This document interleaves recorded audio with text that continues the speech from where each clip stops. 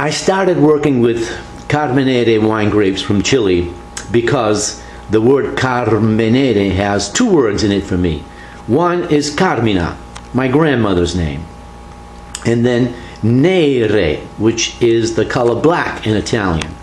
And my grandma was so dark after working the grapevines in Italy during those hot summer months. And she's the one who taught me a lot about pruning grapes and making wine. And the Carminere grape is also reliable. The measurements are always good. It's fun to work with friends who come and help out, and the wine is always dry and fruity and goes well with the YouTube recipes I post.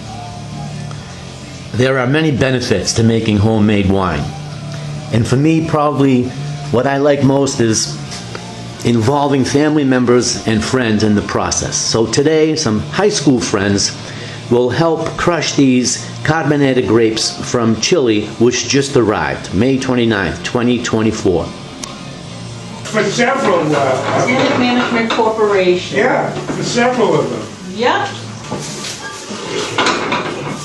Ah! And they're the ones who handle all the money. They get them from Hyden. Not inviting these high school friends of mine anymore to help me make wine.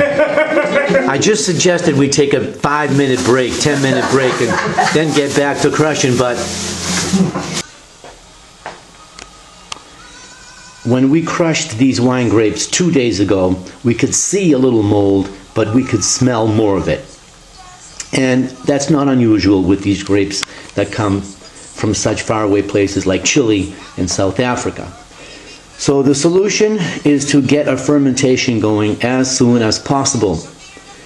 So we stacked a whole bunch of the stems and skins to the left in this barrel, left a lot of juice to the right. I took some juice out and measured for a total acidity and alcohol, pitched in some yeast, and now it's off to a pretty good fermentation. Space heaters helps a lot. Keep the temperature at between 65 and 70 constantly. Now I can turn the space heater off, I think.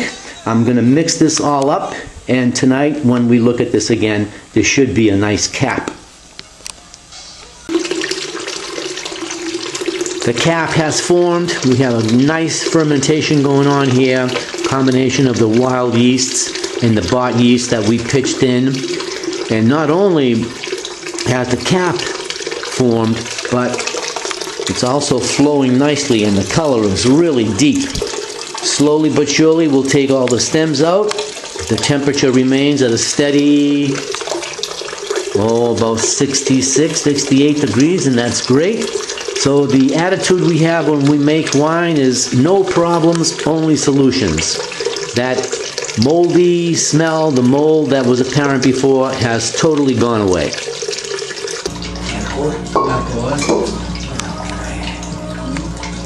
So this is what winemaking is all about. You get friends over, they help you make the wine. Yeah, keep pushing it, keep pressing it down.